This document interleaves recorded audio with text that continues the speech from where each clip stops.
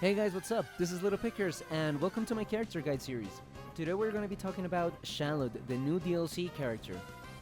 Very fun character. I've seen a lot of hype around him after he was announced.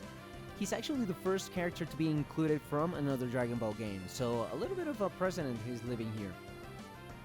We're going to be taking a look at his melee kit, what he can do, what he shouldn't be doing, and just the overall how good the character is going to be. So let's go ahead and jump into the hyperbolic time chamber and start.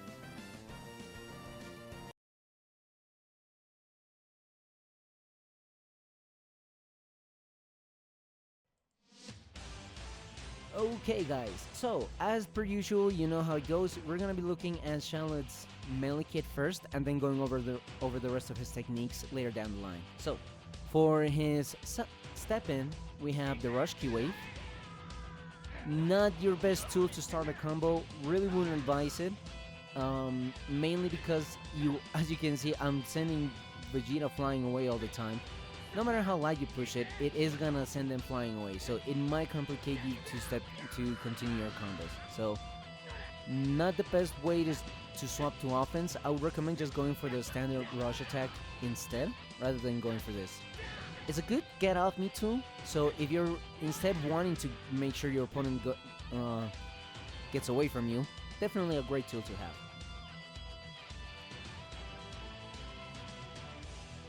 Now, for his first rush chain action, as you might have seen earlier, we have the Gut Punch.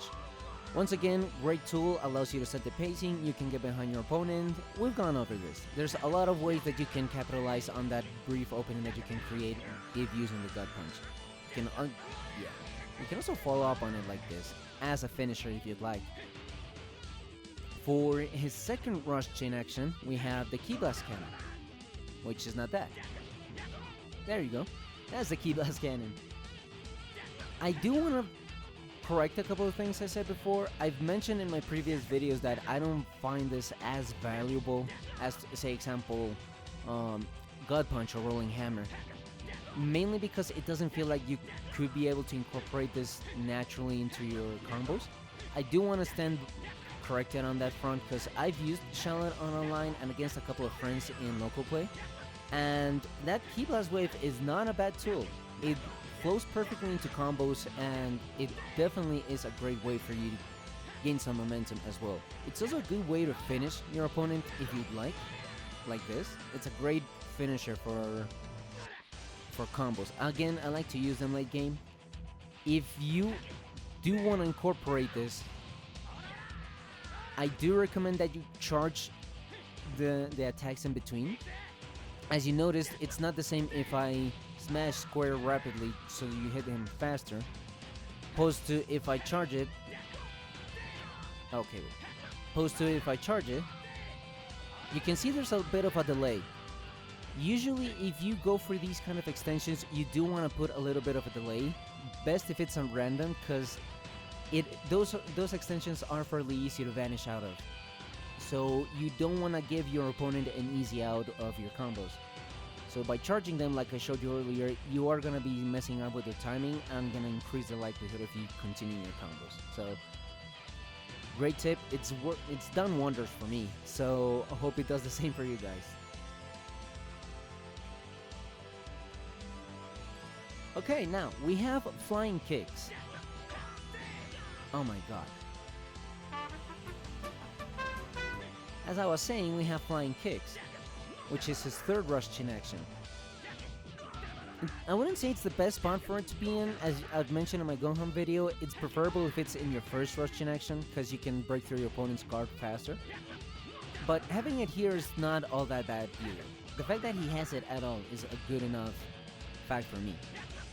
Now, another fun thing, this does not apply to every single character with Flying Kicks, but it is worth your time to check.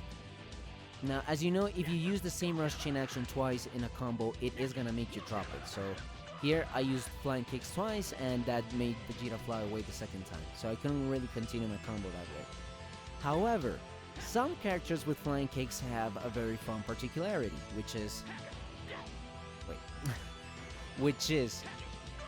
They're used to once, and no, sorry Vegeta, I didn't mean to. Jesus. What I'm trying to show you guys is This is a standard. This is called the the aerial slash hurricane, I believe, something like that. The aerial slash, I believe. And it's a particular move that most characters with flying kicks can do.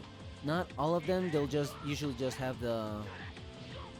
Oh, Shallot doesn't have it, so not the best example to give. But my point is, from the Grand Slash, you do have two options to continue your combos.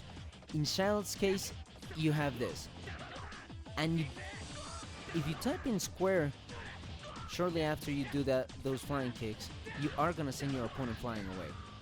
But if you leave out just enough space in between, you can actually continue your combo. So for ideal purposes, we're gonna showcase the combo here. So let's go ahead. See? It didn't drop the combo even though I used flying kicks twice. Now, the reason for that is because, again, it's not counting towards the amount of times that you've used this. Jesus Christ. You can actually use flying kicks twice within a combo, and that's the way you do it. See? And then I used it a third time, but it's because I already used the one that I have from a rush chain actions. So, very particular way to reset your combos. Well, not particular, but it is a great tool to have. I've used it against my friends, and it's a great way to disorient your opponent, because at that point they're not really sure where you are on your combo. See? I like following up. If your character has a step-in gut punch, that's even better, because what I like to do usually is and then go do a sidestep and go for the gut punch. I'm getting a bit of on a side tangent here. Flying kicks is a great way to break through your opponent's defense, and in Shallot's case, he also has this great way to reset your combo. Or not reset, but it's a great way for you to extend your combos and get in a couple of extra hits. So don't sleep on it. Make sure you include it in your combos and just practice it. The timing will come.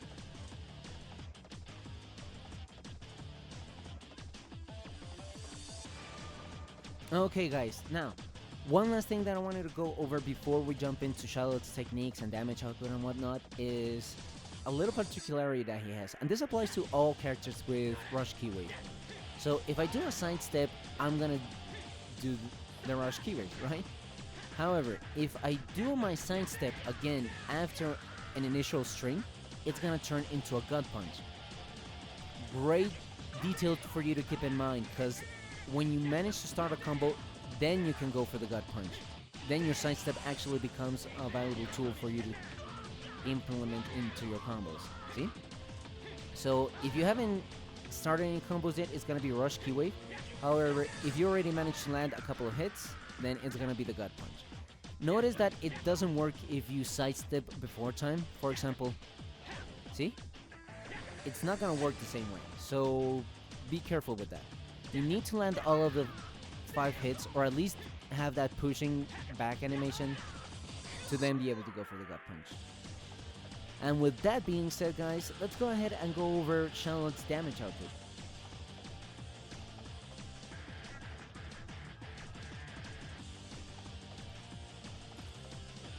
Now here we're not gonna be wasting too much time. It's pretty much just, again, to give everybody perspective into Shallot's kit and how it affects his moveset. So for example, his basic rush does 2,713. Nothing out of the ordinary, right? For his first blast attack, he has a key beam that's called Wild Cannon. It comes out really fast.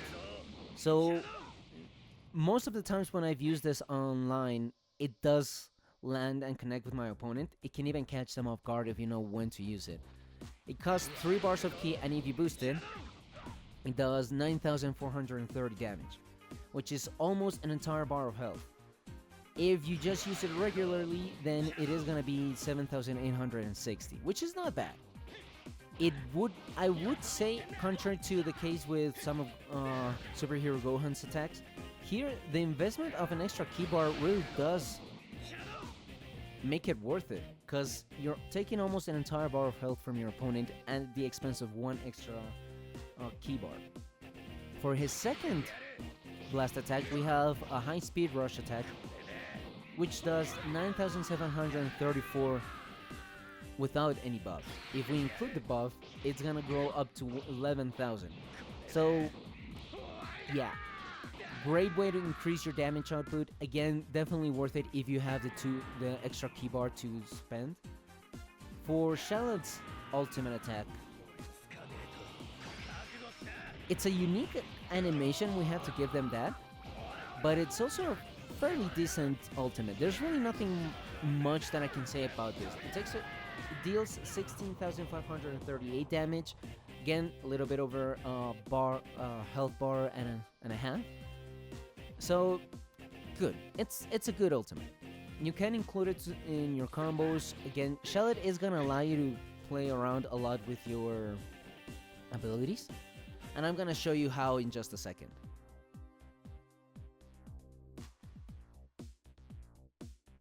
For his skills, what we have first is Wild Sense. Great tool. Again, everything I've said before about it, it still applies. Be careful not to over-rely on it, and all in all, just kind of leave it there as a failsafe in case your opponent gets the better of you. If they're already expecting the Wild Sense, it is fairly easy to counter, like so. So, again, be careful about it, right? Now, for his second skill, actually, I believe it's unique to him. It's a stat increase called Ancient Sense, and it gives you a buff in attack, Ki Blast, and your blast attacks as well. So here we can see that Wild Cannon now does 10,000 damage, so it's a guaranteed health bar that you can take away with the buffs that Ancient Sense can give you. Now there's something that I want to show here, so I'm gonna need my key bar to be a little bit spent. Should this? Okay. And if I'm gonna double check here real quick, but I believe it's 15 seconds. Yeah, you get the buffs for 15 seconds. That's mainly the standard for most of the characters. There are some that get prolonged periods of longer periods of times. For example, some of Goku's versions have buffs that last 25 seconds. I think Vegeta also has them. Vegeta from Super has that permanent buff. So again, it does vary from character to character, but usually buffs will last about 15 seconds. Now, another thing that I wanted to mention or showcase about Ancient Sense is you get 2 extra bars of ki when you activate it. So if you're good at managing your ki, you're pretty much gonna have the ability to spam out attacks willy-nilly. As you can see there, with the help of the boost, we managed to deal 12,636 damage. So at 2 skill points, it's a very dangerous ability to have. You get really good buffs, and on top of that, you also get a little bit of health here. So here you can more or less see what I'm talking about when it comes to increasing Shallot's combos. Here you can really play with how he plays. You can send your opponent flying away and follow up with a blast attack very easily. If you have the skill points, and as long as you have at least 1 bar of ki, you can go for Ancient Sense, and you can already afford either Wild Cannon and Meteor Break. And it doesn't matter that you don't have that extra bar of ki to boost it, because it's already having a buff right out of the gate with Ancient Sense. So either way, you're still going to be dealing out really good damage. And again, if you're good at managing your ki, combining that with Shallot's Ancient Sense, you're going to be a force to be reckoned with. Recently, I recorded a video playing Krillin, and I faced this Shallot main who, my god, he was very aggressive, always pressuring me, he was always on top of it. And you can tell that he was really exploiting and taking advantage of Shallot's abilities, because he would constantly use Ancient Sense and would strategically rely on Wild Sense whenever he would call out that I would rush in. So yeah, Shallot is a really good character all in all. I think his main draw is going to be Ancient Soul. His melee kit is not bad. He has good options to break through your opponent's defense. But the fact that you get a physical buff in and also in your Ki Blast attacks and gain 2 bars of extra ki, that ability alone I think is what is going to be making Shallot such a dangerous character. So don't sleep on my man. If they do include his transformations later down the line, I will go over them. Might not really need to go over Shallot's base form again, unless they change anything in the patches. But for now, that's gonna be it, guys. Hope you enjoyed the video. Let me know down in the comments what you think about Shallot. Have you played with him? Have you played against him? Did this video change your view on the character and hyped you up to try it out? Let me know down in the comments below, okay? Anyway, guys, that's gonna be it. Thank you very much, and everybody have a good one. Bye-bye.